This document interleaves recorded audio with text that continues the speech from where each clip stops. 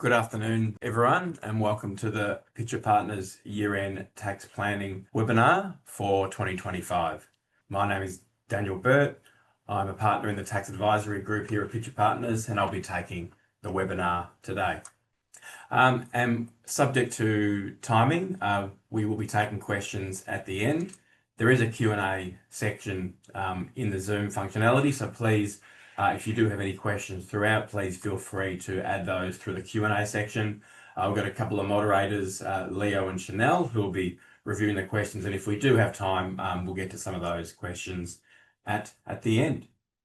Here's just our standard disclaimer before we get into the topics. So, what are we going to be covering today? So four key topics here, with the first three broken down into the type of taxpayer that's affected for the year-end tax planning matters. So starting with individuals, trusts, and some very interesting developments in trusts over the last 12 months, which we'll be touching on. Then talking to companies, and finally talking about some general considerations for year-end tax planning. Much like a good concert will leave the encore for all the good songs, we have got some really interesting topics coming in. Our final topic being general considerations, with some new legislative change coming in a couple of weeks' time. So I encourage you all to stick around to the end of the webinar for those interesting developments. So the first topic up for this afternoon is individuals. This first table here shows the current tax rates and thresholds for the 2025 income year. This is actually the first income year after the government has brought in those stage 3 tax cuts that we were hearing about for what felt like a decade. But so 25 is the first year where the top marginal tax rate kicks in at $190,000, whereas for many years before that it was $180,000 threshold. And we might recall there was a proposal to remove the 37% tax rate, but that is still in there. So these are the tax rates for 2025.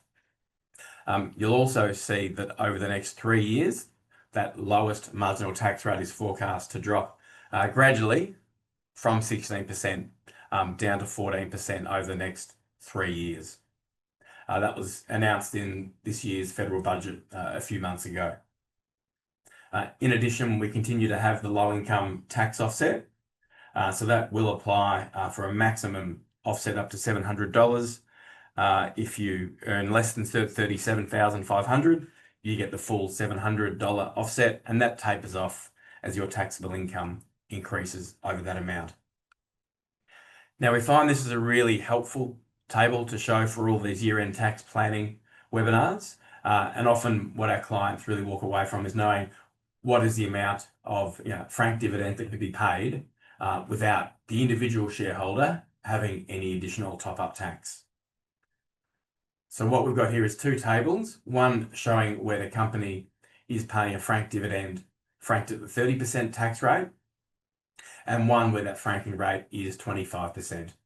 As we know, we've had the two-tiered company tax system for a while now, so companies will be able to frank at different rates depending on their income profile.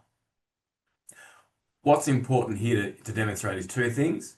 One, you'll see the impact of those stage 3 tax cuts with the difference in the dividend that can be paid in the 2024 income year compared to the dividend that can be paid in the 2025 income year without any additional top-up tax. So where the company is franking at a 30% tax rate, whereas in the previous year, you could only pay a franked dividend at $116,000 without any additional top-up tax payable. Because of those tax cuts, the amount of that cash dividend that can be paid is now almost $140,000, so $139,432. So that's really important with your year-end tax planning to work out if you have got individuals in the family group who don't have any other income in their name, then that's the maximum amount of dividend, fully franked dividend that could be paid without any further tax. On the right-hand side, we'll see that there's similar numbers there for the 25% tax rate. And what's really interesting here is it demonstrates that whilst the reduction in the company tax rate advantages the company itself with a lower corporate tax rate, that tax burden is ultimately pushed onto individuals when franked dividends are paid out of the company. because the amount of that fully franked dividend that can be paid before there is a top-up tax liability is significantly lower in a 25% franking rate compared to the 30% franking rate. I understand these slides might be shared afterwards, so again, no need to write these numbers down on those tables. They will be shared with everyone afterwards, and so no need to write those numbers down if you are frantically trying to write them. Now, for individuals, we also have our standard year-end tax items. Tax Planning 101 is trying to defer income and bring forward deductions. Nothing has really changed in that sense, but there might be scope to review some key contracts that you might have in place as to whether income is actually derived for tax purposes. There might be the ability to push back that income and the recognition of that income by a further 12 months if the terms of the contract are such that the income is not yet derived. And whilst that's only a 1-year tax timing benefit, if you're like me, you'd rather pay a tax in 12 months' time than pay tax today. So look at any contract, see if there's any clauses there within, so that would allow you to say that to take the position that income is not yet derived. There might be a contingency, or the amount might need to be repaid to enable that income to be pushed back. Similarly, with deductions, an expense doesn't necessarily need to have been paid for it to be deductible. Look at whether you've got invoices or whether there is a contract where you're definitely committed to making the outgoing, in which case you may be able to bring forward that deduction, even though you may not necessarily have paid the amount as yet. For large property transactions, where you're selling a CGT asset, the relevant date there is the contract date, not the date of settlement. So if you have entered into any contracts to sell shares or property during the 25 year, that is the relevant tax year that the capital gain or loss will need to be recorded in. But please be note, especially with some larger property sales, where there might be a long settlement period, so that period between signing and settlement. And if that does straddle an income year, or sometimes if it's a larger property, you might even straddle 2 income years, you are able, and the ATO has got a public view here, that notwithstanding that the capital gain is referable to the income year in which the CGT event occurred and where the contract was entered into, you are able to actually defer recognising and disclosing the capital gain until settlement of that transaction. And that's really important because by deferring the actual recognition and inclusion of the capital gain until settlement has occurred, you're not then paying tax before you've received the underlying cash referable to that transaction. I mentioned the ATO have a public view. Within that document, they also say that provided that you amend that tax return shortly after settlement of that event, there shouldn't be any ATO interest charges imposed. Moving on to gifts and donations, please double check, be very careful that the entity that you're looking to give a gift to is a deductible gift recipient. A deduction is only available for DGR status. And also a tax deduction is not able to be claimed where the individual is in a loss or that deduction puts them into a tax loss. So please be mindful of that. If you are in that scenario, don't worry, you are able to elect to spread that donation over a period of years up to 5 years. So please be mindful of that when looking at your deductions and donations and whether the individual concerned is in a tax loss position. The final item on the slide talks about tax losses. This is a really opportune time to mention, as I've said there on the second dot point, around wash sales. And so what a wash sale is in its simplest form is when you sell an asset, often to crystallise a capital loss, and then look to buy that same asset or similar asset back in a short time period. And essentially you've then sold an asset and repurchased it and crystallised a loss there. Now, wash sales can also apply where you sell an asset to a related party. So if you've got an individual who might sell some shares to his spouse or to a related entity, these wash sales rules can also apply. And I mention it's timely because there was a full federal court case earlier this year where the ATO was successful in arguing that a wash sale was subject to the general anti-avoidance rules in Part 4A, where an individual sold a very large parcel of shares to a related entity and generated a significant capital loss, which was then applied against the current year capital gain. So please be mindful, whilst the ATO have got their view, it's not just their view. The courts has found only a few months ago that these general anti-avoidance rules can apply to wash sales. So please be mindful of transactions where you might sell an asset and look to reacquire it later on, often for ASX listed shares, or if you're looking to sell shares to a related entity. Some other items of interest for individuals, the working from home expense, the deduction has increased this year, that rate is now 70 cents per hour. So it's good to know that in a cost of living crisis that the ATO has allowed you a 3 cent per hour increase in your deduction for working from home expenses. Tax affect that, and you're probably getting a 1.7 cent per hour benefit to alleviate the cost of living crisis. From a superannuation perspective, for the 25 income year, the SG rate is 11.5%. It will increase to 12% next year, and that's really been a gradual increase from 9% up to 12% next year. So next year will be that final increase in the SG rate. The concessional contribution cap for the 25 year is $30,000. So as the name would suggest, being concessional, that's a maximum amount that you can claim as a tax deduction for contributions into your super fund. The non-concessional contribution cap is a lot higher at $120,000, and there are some complex rules around bringing forward excess contributions. And if you do have any questions on those, please reach out to your usual Pitcher Partners contact on that. Any session on superannuation or mentioning superannuation, it'd be remiss for me not to mention the proposed Div 296 tax. We have had previous webinars on that, and I won't be proposing to discuss that at length during this session. But if the rules do get legislated, and given the Labor government's recent victory, we suspect that the legislation is likely to go through, but we'll have to wait for that. And if the legislation is introduced in its current form, it's to apply from 1 July 2025. So we're not very far away from that. As you're probably aware, some very controversial elements to this proposed tax, being an additional 15% tax on a proportion of earnings where the super fund balance is greater than $3 million. And importantly, that is going to be on, the proposal is on unrealised gains, which is contrary to pretty much every other aspect of our CGT regime and tax regime, that we're only paying tax on realised gains. So please be mindful of that. There is, it's not yet legislated, but proposed to be brought in from 1 July 2025. Also, for those individuals who have HECS debts or HELP debt, or who have children who might have HECS or HELP debts, the annual indexation is kicking in on Sunday, 1st of June, increasing the factor by 3.2%.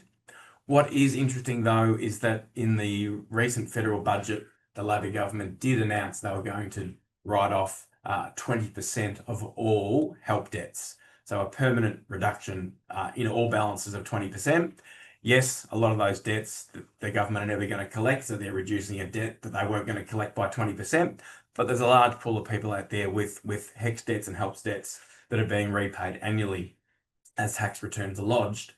And so if you were looking to make voluntary repayments before the 1st of June to save that indexation factor of 3.2%, you may actually be costing yourself some money by reducing your HECS debt before that 20% reduction is applied. Now, whether that 20% reduction is legislated, we'll have to wait and see. But there is that trade-off about making early repayments before 1st of June to save yourself the indexation, and on the other hand, trying to maximise the 20% write-off of your HECS debt. Some added focus areas for individuals. Whilst a lot of these items have been consistent year on year for our year-end tax planning sessions, we are seeing some recent insights here at Pitcher Partners. Interestingly, we've seen more of a focus of the ATO on GST registrations and whether the individual or entity themselves is carrying on an enterprise or carrying on a business. Quite often GST applications sort of rubber stamped and gone through the ATO, and you'll get your GST registration shortly after applying for it, but we have seen a few instances this year where the ATO are actually asking for additional information to support that an enterprise is or going to be carried on. So please be mindful of that. We've also got usual issues of focus around rental properties, rental property deductions, including interest deductions, and apportionability, especially where you may have rental properties that might have some private use and some accessible income use as well. The ATO and Treasury have clamped down over the last 8-10 years around rental property deductions. We can no longer claim, so please be mindful you can't claim deductions for travelling to your rental property. You can no longer claim depreciation deductions for existing depreciating assets, only limited to new depreciating assets that are put into a rental property. So please be mindful of those relatively recent changes in relation to rental properties. Also be mindful, obviously, with work-related expenses. Often the ATO might look at individuals based on proportion of expenses claimed versus their income and whether they are greater than the industry average in terms of the deductions being claimed. So please be mindful that all your work-related expenses have invoices and support for them. So now we'll move on to trusts. Trusts have really been in the spotlight for the last, well, they've probably always been in the spotlight, but the last couple of years in particular, with recent Section 100A ATO changes of interpretation, plus the recent Bendel case that was handed down a couple of months ago that we will also talk throughout this session. So when it comes to trust, we often have a standard list of year-end items for advisors, trustees, and owners of businesses to be mindful of. As I've mentioned in these sessions before, a well-known tax QC, KC that Pitcher Partners have a lot of interactions with, Terry Murphy, he is very strong in saying when you're ever considering distributions of income from a trust, step one is to read the deed, and step two is to read the deed again. Because whilst that might seem obvious, it's very important to understand what processes need to be followed in terms of making sure the distribution and the resolution is effective, but also making sure that the intended beneficiaries are actually eligible beneficiaries under the trust deed. So if the trust deed requires the guardian's consent or an appointor's consent, or if the constitution of the corporate trustee requires the directors or multiple directors to sign the resolution, they're all the things that need to be ticked off to make sure that that distribution is effective. So please review the deed, review the constitution of the corporate trustee if there is a corporate trustee. Be mindful of the definition of income, and particularly for unit trusts where there might be a Section 95 deed, that's where the distributable income is aligned to taxable concepts.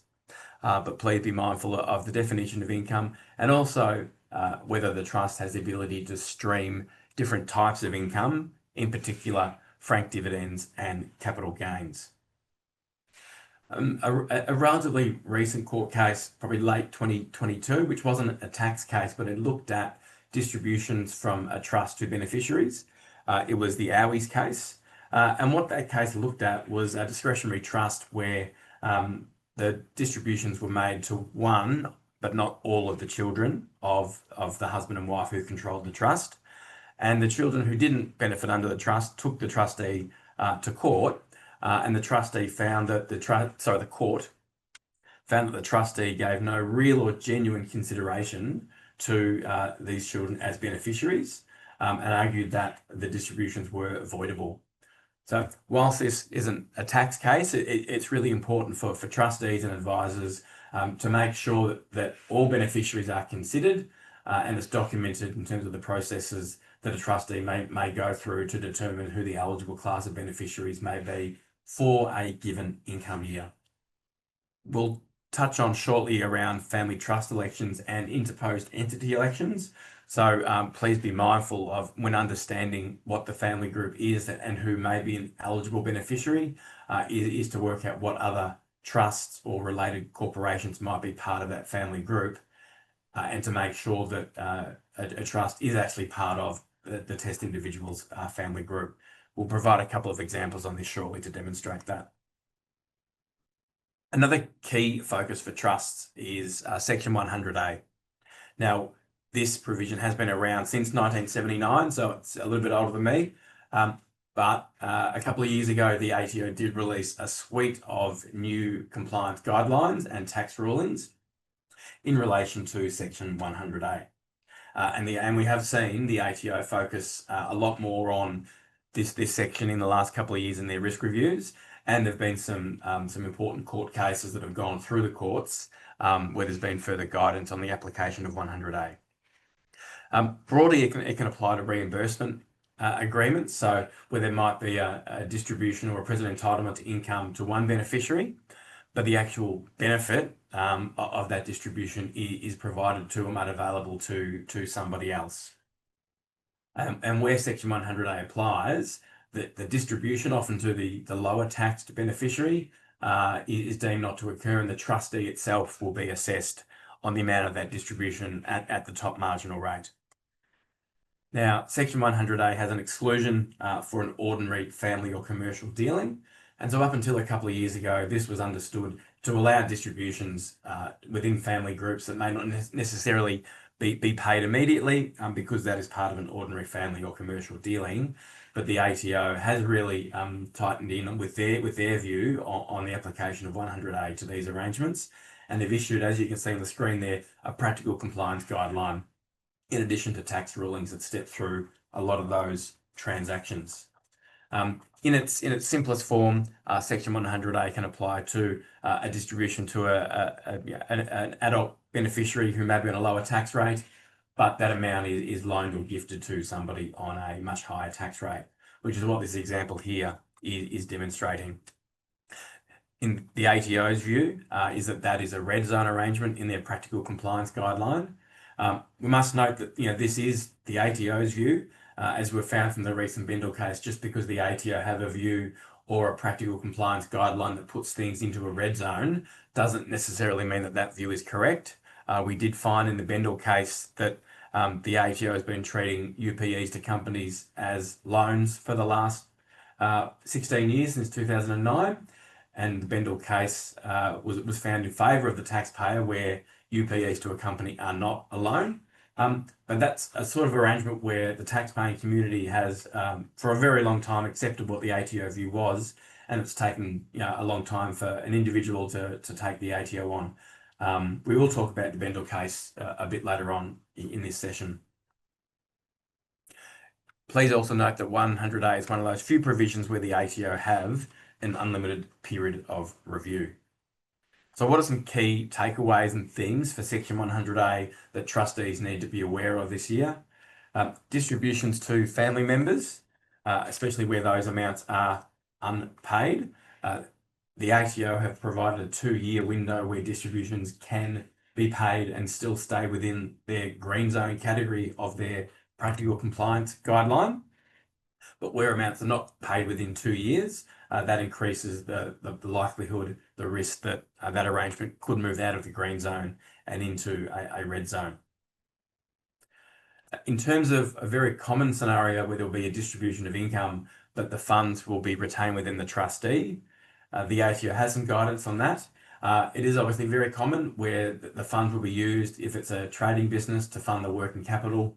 The amount of the distribution might be used to pay down some existing debt, or it might be used to acquire another income-producing asset or an investment asset in the trust. So it's not uncommon for there to be distributions and amounts retained within the trust. There are some features that the ATO believe are higher risk and others that are lower risk, and so we will touch on those with some examples shortly. But please be mindful around those requirements around those trustee retention of funds. Distribution to loss entities. There are a number of provisions in addition to Section 100A that can apply to distributions to loss entities. With this interpretation the ATO are taking on Section 100A, we need to be more careful of distributions to loss entities. Consider a scenario where you may have a discretionary trust that is distributing to a company that might have retained losses and therefore would have a net asset deficiency. From a Div 7A perspective, we would often take the position that that company does not have a positive distributable surplus, and therefore there may be no Division 7A consequences there if that amount was left unpaid. However, what the ATO are now saying is that where there's a distribution to a corporate and the amount is not put on terms consistent with the ATO's practical compliance guideline, even though Division 7A may not necessarily apply, that the ATO could look to apply Section 100A if that distribution is not paid across to that corporate beneficiary. The final category here is just around artificial or contrived arrangements. The cases that the ATO has taken to court over the last 5 or so years on Section 100A, they are more along those lines of artificial or contrived arrangements where, structured arrangements designed to obtain a permanent benefit, a permanent difference, rather than, say, a tax timing difference. But please be mindful of those arrangements that might have higher risk features. Circular flow of funds, or what we call the washing machine arrangement, where we have a dividend from a company to a trust, and then the following year that trust distributes back into that company. And other sort of arrangements that might exploit accounting and tax differences that may ultimately result in a permanent tax saving there. Please be mindful of those as well. Here are just 2 examples of what the ATO say are in their green zone from in their practical compliance guideline around these scenarios where there is a retention of funds within the trustee. So under this example, where there's a distribution of income to a company, where that amount is paid within 2 years of the distribution, that should be a green zone and therefore less likely to attract ATO scrutiny. There we go, distribution paid within 2 years. Another green zone scenario is where the funds are retained by the trustee. We've got a distribution of income here. And unlike the previous example where the funds were physically paid within 2 years, in this scenario, the trust will retain the cash referable to the distribution. That can still be a green zone arrangement provided that that loan between, if you call it a loan between the company and the trust, is put on essentially Division 7A terms or 109N terms. So whilst that arrangement may not necessarily be subject to Division 7A, the ATO's PCG says that if an amount is not essentially put on Division 7A terms, that may move that arrangement from green zone to a red zone. Another relevant example, if we've got some large family groups where a centralised management or a services entity is used within the group, it may employ staff, it may have fixed assets, it may incur a lot of other overhead expenses on behalf of the group. Where that management entity may seek to recover those expenses through the receipt of trust distributions at year end, there is a potential issue around insufficient nexus to the derivation of assessable income. If the management entity is only a discretionary object of a discretionary trust, and therefore it's in receipt of a discretionary distribution from a trust, there may be an insufficient nexus with that management entity incurring those costs to the derivation of assessable income.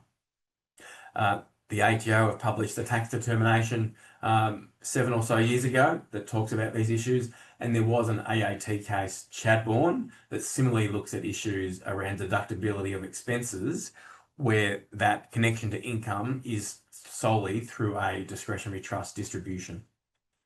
Now, it's not all bad news. There is a relatively simple way in which these sort of arrangements can be remedied, and that would be to put in place a management agreement or a services agreement before year end, so that the management entity is then on charging those expenses to the relevant entities within the group on a reasonable basis. So rather than offsetting those expenses with trust distributions, it's formally on charged just before year end. And we'd recommend having some sort of agreement in place that governs the charging of those expenses and those fees. A large part of my job here in the tax advisory group at Pitcher Partners is advising clients on restructures. And we've seen in recent years a larger focus on restructuring from trusts to a company. There can be a number of different reasons why you might want to do that. The common one now is because smaller companies have got a lower company tax rate of 25%, that there can be some tax cash flow savings, especially early on in that transition from a trust to a company, in being able to access that 25% tax rate and retaining all of the profit within the company until such time as there's sufficient free cash flow to pay out a dividend. Operating through a company may also be simpler from managing Division 7A, particularly if the trust has historically distributed to a corporate beneficiary and there are ever-growing UPEs or loans between the trust and the company. It can also reduce the risk of Section 100A because the company tax is being paid in the company and dividends are then paid out at the discretion of directors rather than having these loans and UPEs from the trust to the company. Clearly, there will be Division 7A issues if you restructure to a company and that company provides loans or payments to the shareholders, but it may be easier to manage the complexity of the UPE rules. In terms of how you may look to restructure from a trust to a company, there are a number of different ways. So please, if this does resonate with you, please reach out to your Pitcher Partners contact. There are a number of CGT rollovers to transition from a trust to a company. And there's also the potential, subject to the size of the group, for the CGT small business concessions, which may have added additional benefits around step-ups in cost base or other matters such as that. So please talk to your Pitcher Partners contact around whether you're suitable to restructure from a trust to a company. Now, clearly, income tax is not the only thing to consider here. Please also consider GST issues. If you're transferring a business, will that transfer be eligible for a going concern exemption? If you're transferring real property, be mindful of stamp duty. Now, we typically wouldn't see a trust transferring real property to a company because you would be foregoing the CGT discount in that scenario, but stamp duty can also apply in some states to transfers of goodwill. So if you've got a business operating in states such as Western Australia or Queensland, please be mindful around the potential for stamp duty to apply under a corporatisation from a trust to a company. Please also be mindful of funding issues, contractual agreements, and some more straightforward things around having to set up new bank accounts, new credit cards, getting landlord consent, getting consent from the lessor and the photocopier to transfer the ownership over. There is some administrative side of things as well in transferring from a trust to a company or in any corporate restructure where a new entity is going to be carrying on the business. Another item for tax planning is around family trust elections. Now, we haven't got, again, there's a lot of topics today where we could do a standalone topic and take up the full hour. FTEs is one such topic, so we haven't got time to do that today. But we are seeing here at Pitcher Partners an added focus from the ATO on family trust elections. And in some scenarios, even seeing the ATO requesting evidence that the election has been made. And when we say evidence, we're not just talking about have you ticked the box on the tax return saying has an FTE been made, but also requesting copies of signed resolutions to confirm or signed elections that FTE has been made. Quite often making an FTE can be a set and forget sort of exercise where you would have done it many years ago and you don't expect that anyone would ask you to show you that election many years later. But please be mindful of that. We are seeing an increased focus on that from the ATO in certain scenarios. Be mindful of who is in the family group. Where a family trust election is made, any distributions outside that family group can be subject to family trust distribution tax, which is not only at the top marginal rate, but also there's an unlimited period of review. So please need to be extra vigilant in terms of when making a family trust election is ensuring that for those distributions are to entities and individuals within that family group. And to be eligible to make an FTE, we also, the family control test needs to be satisfied. Often that one might be straightforward or taken for granted, but you need to be mindful and be careful that the test individual and their family group is the actual person who controls that trust. FTEs are important for a lot of other items, not just there are some concessional items around flowing through franking credits. There are concessional rules around trust loss measures, but you are restricted then in distributing to entities of the family group, so please be mindful. And we'll touch on some examples on the next 2 slides. One such example which we see come up often in family groups is where we have family members, potentially siblings or spouses, that have their own separate family trusts and who may have previously made family trust elections in favour of themselves. So in this example, we have John and Jane, who are siblings, each who have their own family trusts. John has made a family trust election with himself as the test individual. Jane's family trust has Jane as the test individual. You may think that distributing from John's family trust to Jane's family trust is okay, but unfortunately that's not the case. That with the definition of family group, because those family trusts have made family trust elections with different individuals, they are not in each other's family groups, which is what we're showing up here. So that because the trusts have different specified individuals, they are not within the trusts aren't within each other's family groups. And so therefore that distribution may give rise to family trust distribution tax. As I said, we can see it with siblings, with husbands and wives. However, there are 2 potential ways to alleviate this. One might be looking into whether you can vary your family trust election. So that can be done in limited circumstances and limited timeframes, but consider whether you could vary the family trust election so that, especially in maybe a spouse situation, they have the same test individual. If that is not available to you, then the 2 trusts could make interposed entity elections. So John could make an IEE to join Jane's family trust and vice versa. And that will then enable distributions to be made between those trusts without having a family trust distribution tax issue. And if there was losses looking to be utilised, that should mitigate around the income injection test applying, because both trusts would be within the same family group. The flow-on effect, however, though, of making those interposed entity elections both ways is that any distribution going forward would need to be to individuals and entities that are common to both family groups. Now that might have little practical relevance in some family situations, but it may mean that in-laws of one of the individuals may not fall within the class of beneficiaries under the other family trust. So please be mindful of that where you do make those interposed entity elections, that future distributions need to be to individuals that are common to both family groups. It's also worth noting that interposed entity elections can only be made in favour of one individual. And a key planning issue is that whilst a family trust election can only be made whilst the individual is alive, there is greater flexibility there from making interposed entity elections where an individual might be deceased. Another relevant example for family trust elections is in this context around flowing through franking credits. It's often the key reason why we see FTEs being made, because there may be a discretionary trust that owns shares in a corporate beneficiary or an operating company, and to ensure those franking credits flow through to the beneficiaries, the trust should make a family trust election.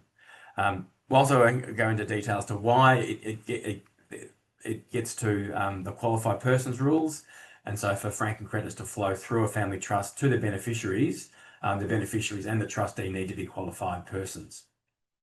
And often making that family trust election assists with that. But in this example, we have the scenario where a new corporate beneficiary might be incorporated very close to the year end. So this example here, we've got a new corporate beneficiary, ABC2, being registered on the 27th of June. Now, if that ABC Family Trust distributed a dividend as at 30 June under its year-end resolution to ABC2, we may think that franking credit, because the trust has made a family trust election, would flow through to that corporate beneficiary. However, these qualified person rules that I mentioned earlier, very complex rules, but the beneficiary needs to be holding the shares at risk for a minimum period of 45 days. And in this scenario where the original dividend that was paid from ABC Proprietary Limited, if that was paid on the 1st of January 2025, that was paid at a time where ABC2 was yet to be incorporated. And so under these complex rules, once you work through them, there is a risk that ABC2 is not a qualified person because it did not exist at the time the original franked dividend was paid, and therefore those franking credits may not flow through to ABC2. And you've ultimately then turned what was a franked distribution with potentially no top-up tax to an unfranked dividend with a lot of top-up tax. So please be mindful of that. Don't just assume that all corporate beneficiaries will enable franking credits to flow through. If you are establishing a new corporate beneficiary prior to year end, check and see when any original dividends that may flow through to that corporate beneficiary were actually paid, to get some comfort that those franking credits may be available. Moving on to companies. Now, these could fall into the category of standard year-end items. A key one each year is around bad debt write-offs, and if there are some bad or doubtful debts, for the company to review its debtors ledger, see if there are any debts that can be written off in order to claim a deduction to reflect, to essentially offset the fact that income has previously been included in the company's assessable income. Now, the ATO have a tax ruling that provides some views on when a bad debt deduction will be available. There must be a reasonable assessment of whether the debt could be recovered, as well as some form of written evidence recording the director's decision to write off the debt as bad. Please be mindful, however, though, that there may be Division 7A consequences of writing off debts or loans. And also, if the debt is not actually a trade debt but a loan, for example, there may also be commercial debt forgiveness issues on the other side. And if it is a loan rather than a trade debt, rather than getting a bad debt deduction, that's likely to be a capital loss in first instance rather than a deduction. So review your bad debts, review loans that may have gone bad to see whether they can be written off prior to year end. Where you've got a trading company with trading stock, you are allowed to revalue your trading stock up or down. There are different methods to value your trading stock. And so where you can write down your trading stock to a lower value, if you're looking at shares or property that might have gone down, there may be the ability to bring forward a deduction for writing that trading stock down. Prepaid expenses in certain situations, especially for small and medium business taxpayers who have turnover of aggregated turnover of up to $50 million. There can be a larger pool of prepayments that could be eligible for a deduction, even though it's just a prepayment. So please be mindful of those. And bonuses and accruals, I talked about this to a degree when we're talking about individuals, but for your accruals, you don't necessarily have to have paid the amount or even have an invoice for an accrual to be deductible at year end. If you've got a clear commitment to make the expenditure and it's quantifiable, then a deduction may be available. So please just don't assume you need to have an invoice to be able to claim a deduction for an accrual. However, in contrast, if it is a mere estimate of future outgoings, often we might just see a big, nice round number put through on 30 June as an accrual for future outgoings. Those amounts may not necessarily be deductible if they're not quantifiable, and there's not a clear commitment, but it's just an estimate of future outgoings for the next income year. Any year-end tax planning session that doesn't talk about Div 7A wouldn't be worth dialing into. So here we are to go through our standard Division 7A checklist. Obviously for Div 7A, there's two real periods of the income year that are relevant, one being the lodgement date of the company's tax return, because certain things need to have been done by the lodgement date, but also the end of the financial year is another relevant key date for Division 7A. With up until recently rising interest rates, the Division 7A benchmark rate is a lot higher than what it has been in recent years. So for the 25 income year, that Division 7A rate is 8.77%. So if there are loans within the family groups where that interest is not deductible, so we may have a loan from a company to a trust or individual funding personal expenditure, have a look at those, review those loans, because where that amount is, at 8.77%, and it's not deductible to the borrower, that increases the cost of those funding decisions. Please review all transactions, not just loans, but payments and the forgiveness of debts that have occurred during the year. And make sure that current minimum yearly repayments are made. You've checked the calculations required, double check the calculations, and ensure that those payments are made before year end. It's not uncommon where we might have a loan between a company and a shareholder or associate, but the actual shareholding entity is different to the parties that are parties to the loan.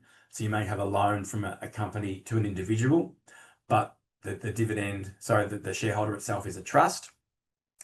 So in those situations, you may, in addition to declaring the dividend, also be required to prepare loan assignment documents or loan assignment and offset deeds to evidence that those amounts have been paid on behalf of another entity, and then importantly been applied to offset the loans to ensure there is a repayment on that loan. It's a current focus, ever increasing area of focus for our interactions with the ATO, not just requesting loan ledgers, but the ATO are requesting in more cases now loan assignment documents, offset documents to confirm whether payments have been made or whether it's merely just journal entries. So please be mindful of that. The ATO have also put out a draft view this year, a new tax determination in respect of what we commonly refer to as Section 109R. 109R is where you've got a loan between a company and an associate or a shareholder, and there's a repayment of that loan, and then shortly before or after, that company makes a new loan or readvances cash back to that entity. And where that occurs, those actual borrowings can be disregarded as borrowings. Those repayments can be disregarded as repayments for Division 7A purposes. The ATO's new tax determination, which is just in draft, and which we have put out a response into the ATO with our view, the ATO are attempting to combine Section 109R with the interposed entity rules in Section 109T to potentially expand that category of payments or repayments that might be disregarded for Division 7A purposes. Now, it is just the ATO's draft view at this stage, and it is arguably contrary to previous views. But please, if there is any uncertainty around whether repayments may be disregarded or potentially to be disregarded, please reach out to your Pitcher Partners contact for further assistance. Now, getting on to the Bendel case, this was a full federal court case that was released a couple of years ago. And it's got a lot of traction, not just within the tax community, but outside the tax community too, because it's really changed. It's changed what was a long-held, understood interpretation that the ATO took that's dated back to December 2009. So since December 2009, the ATO took the position that a UPE from a trust to a company was financial accommodation for Division 7A purposes, and therefore a loan for Division 7A purposes. The ATO put out countless documents, practice statements, tax rulings on this, and since the 2010 income year, the tax-paying community has largely sort of been following that ATO interpretation, albeit we may not actually have agreed with this interpretation that a UPE can be a loan. Now, Mr. Bendel, God bless him, has taken on the ATO. It has taken 16 years for someone to take on the Commissioner's position that UPEs are loans, and the full federal court found in favour of Mr. Bendel that a UPE did not give rise to a Division 7A loan. Now, the ATO has appealed to the High Court. They've sought special leave. So there is still some water to go under the bridge here. So whilst we have a very senior court being the full federal court handing down their decision, it may be appealed. It's trying to be appealed, and so therefore it's not final in that respect. That being said, even if a UPE from a trust to a company is not a loan for Division 7A purposes, there are other tax provisions that can potentially apply to that UPE. One of which is in Division 7A itself. So there are some rules in subdivision EA or 109 XA and XB if you really like your tax legislation. And those rules can apply where a trust has a UPE to a company and then makes an interest-free loan to a shareholder or associate, either before or after that conferral of present entitlement to the company. Now, for many, many years, these rules have really had little application in the practical sense because most UPEs between a trust to a company were converted to loans and put on Division 7A terms in line with the ATO's published view. But if UPEs to companies are not loans for Division 7A purposes, and the trust does loan out to individuals or related trusts interest-free, then there can still be deemed dividends on those interest-free loans. Relevantly, in that scenario, if there was to be a deemed dividend, that would be to the recipient of the loan. That might be an individual, whereas treating the loan as a UPE, if there was to be a deemed dividend, that would arise to the trust. Now, the other potential watch out, as we were talking about earlier around Section 100A, is if there was a UPE to a company that was left unpaid, depending on how the trustee used those funds and whether the retention of funds clause was satisfied in terms of the ATO's PCG on Section 100A, there is a potential for Section 100A to apply to that scenario. So, whilst the Bendel case is a win for taxpayers, it's not a free kick from a Div 7A perspective, and there is still some water to go under the bridge, as I said, as the case is the ATO has appealed it, and even if special leave isn't granted, or if it is and the ATO are not successful, there may actually be some legislative change. So please be mindful of that. We'll probably be giving you a similar update in 12 months' time for next year's year-end tax planning on any developments on the Bendel case between now and then. We're coming towards the end of the session, but also from a Division 7A perspective, PCG 2017-13, which looks at interest-only sub-trust arrangements.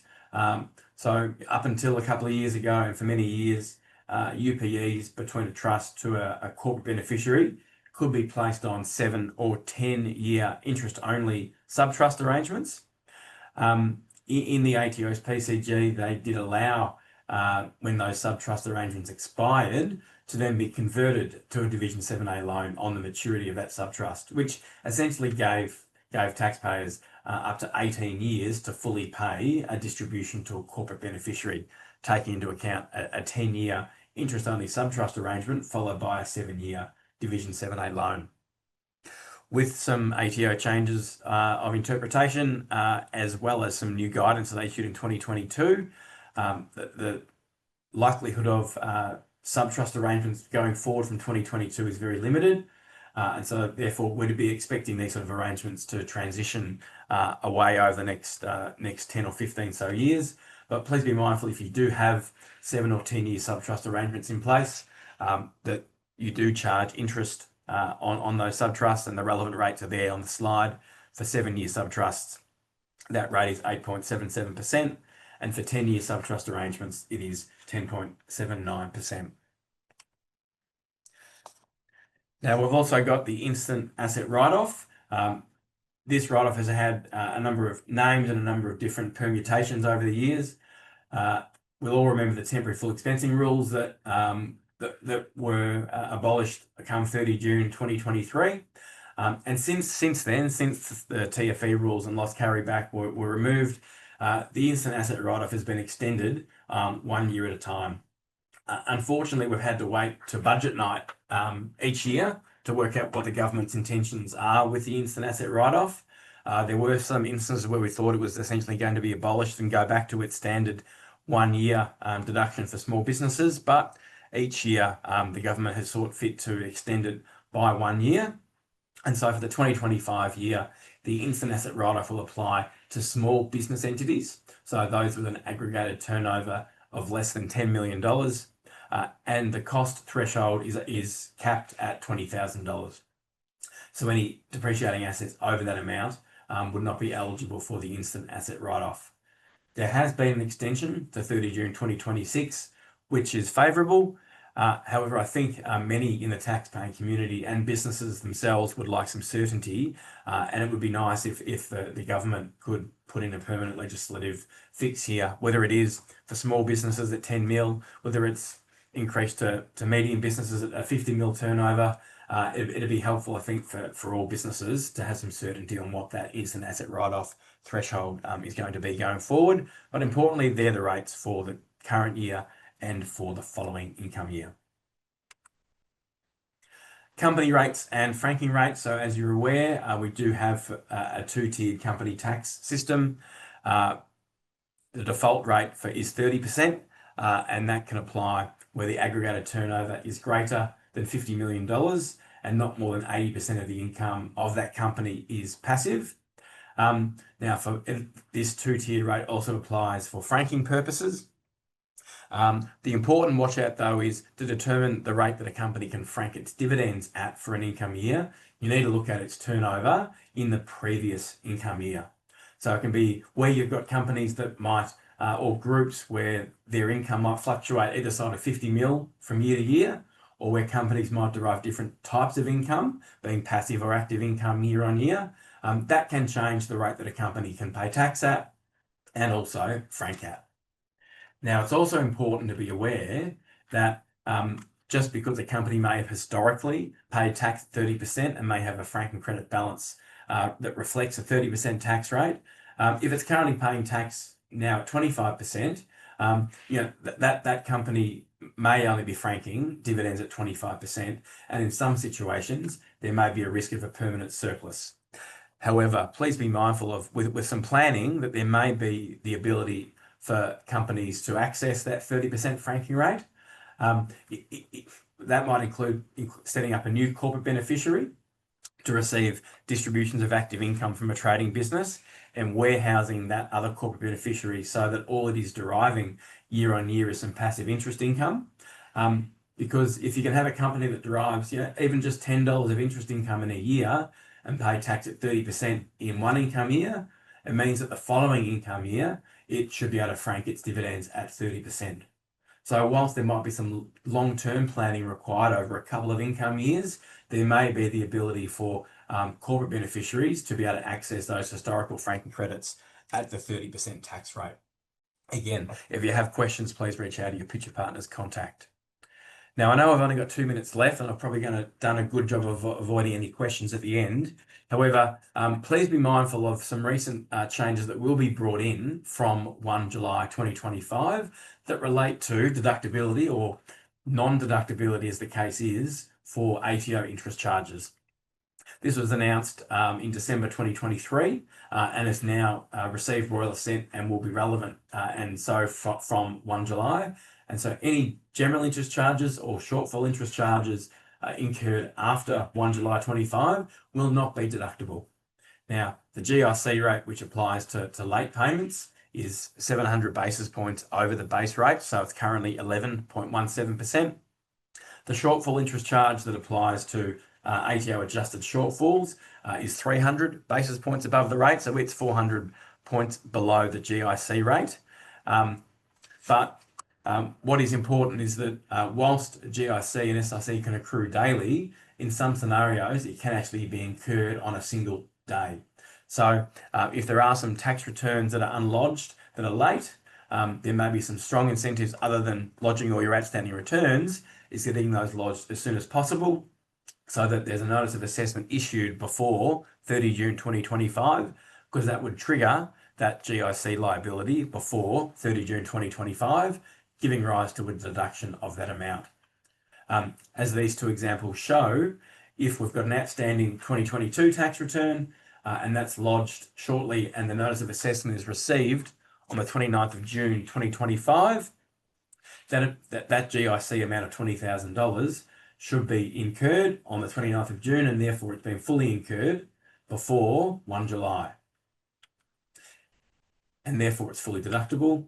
If for some reason there was a late lodgement of a return or a later lodgement or a delay in the ATO issuing the notice of assessment and it issued 2 days later on the 2nd of July, whilst most of that GIC relates to a period before 30 June 2025, it should be taken to be incurred on 2nd of July, which importantly is after the 1st of July, last time I checked, and therefore that 20,000 and change would be permanently denied a deduction. Now, we are seeing the ATO being a lot stricter with remitting GIC and SIC. We'd expect an even greater focus on GIC and SIC remission requests after 1 July 2025, given it's no longer deductible and it's essentially increasing the after-tax cost of those ATO interest payments. So to the extent you can lodge any outstanding or late returns as soon as possible to make sure that that notice of assessment is done before 30 June, that will give you, should result in that GIC being deductible.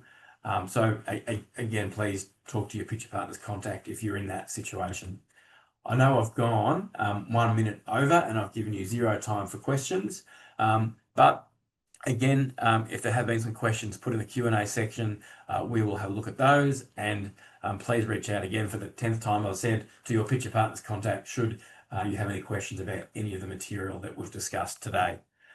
Thanks again for dialing in. I know we had over 700 people put their hand up to attend. Not that I can see any of you, but I hope you've enjoyed this webinar and look forward to seeing you this time next year on next year's webinar. Thank you and enjoy your afternoons.